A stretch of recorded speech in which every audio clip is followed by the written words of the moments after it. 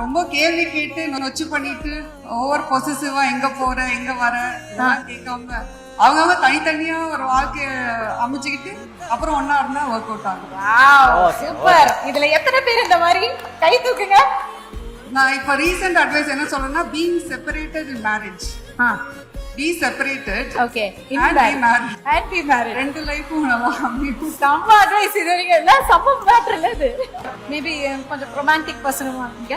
இல்ல இல்லையா? Least romantic அப்படியா? படத்துல தான் வருது. அந்த ரைட்டிங்லயும் படத்துலயும் அதை காமிச்சிடுறீங்க. நிறைய விஷயங்கள் எழுதுறீங்க. அது காதல் விஷயங்கள் படமா காட்டும்போது ரொம்ப நல்லா காட்டுறீங்க. பாத்தீங்கன்னா உங்க எல்லா படத்துலயுமே இந்த காதல் விஷயம் அப்படி வந்து ரொம்ப அழகா அமைஞ்சிருக்கும். அது நீங்க எழுதுறதுல வருதா இல்ல எப்படி? அது நீங்க அதுக்கான ஒரு இம்பார்ட்டன்ஸ் தருவீங்களா?